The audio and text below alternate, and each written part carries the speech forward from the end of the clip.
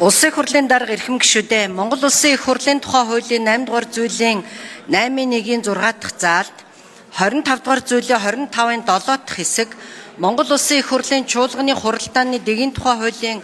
23 дугаар зүйлийн 23-ын 1 дахь хэсэг заасныг тус үндэслэн байнгын хорооны даргыг сонгох тухай асуудлыг байгаль орчин хүнс хөдөө аж ахуйн байнгын хороо 2026 оны 7 дугаар сарын 1-ний өдрийн хуралдаанаараа хэлэлцээд дараах санал дүгнэлтийг та бүхэнд танилцуулж байна. Байгаль орчин хүнс хөдөө аж ахуйн байнгын хорооны хуралдаанд Улсын их хурлын гишүүн, Улсын их хурлд Монгол Ардын намын бүлгийн дэд дарга Уу Отгонбаяр, Монгол Улсын их хурлын тухай хуулийн 25 дугаар зүйлийн 25-ын 7 дахь хэсгийг үндэслэн байгаль орчин хүнс хөдөө аж ахуйн байнгын хорооны даргад Улсын их хурлын гишүүн Минд Баярын мандахыг нэр дэвшүүлж хэлэлцүүллээ. Минд Баярын мандах нь 1981 онд төрсөн нөхөр хүүхдүүдийн хамт амьдардаг. 1998 онд Монгол Улсын их сургуулийн дэргэдэх хэл бичгийн гүнзгийрүүлсэн лицей бүрэн дунд сургууль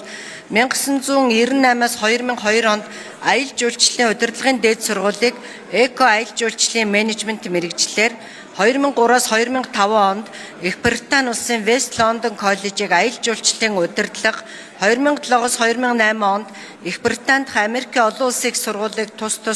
төгссөн бизнесийн удирдлагын магистр 2023 оноос Монгол Улсын их сургуулийн улс төр судлал олон улсын харилцаа нийтийн удирдлагын сургуулийн докторантаар суралцж байна. Мандах нь 2006-аас 2008 онд Англи улсын Office of Fair Trading засгийн газрын агентлагт хэрэглэгчийн зөвшөөрөл compliance хариуцсан мэргэжилтэн 2008-аас 2009 онд Айз намхан талайн хөрөнгө оруулалтын Partners компани маркетинг ба төсөл хариуцсан менежер 2009-оос 2011 онд Нортенсек компани бизнес хөгжил хариуцсан захирал 11-ээс 15 онд оюутлага компани нийгмийн төслүүд хариуцсан төслийн менежер 15-аас 16 онд нүүдэлчин групп компани эрчимдсэн мал аж ахуйг нутагшуулах төсөл хариуцсан захирал 16-аас 18 онд Монголжин стратегийн зөвлөх компани зөвлөх 16-аас 21 онд сүү хувьцаат компани захирал 21-ээс 23 онд нэгдсэн үндэсний байгууллагын хөгжлийн хөтөлбөрийн бизнес ба хүний эрх төслийн үндэсний зөвлөх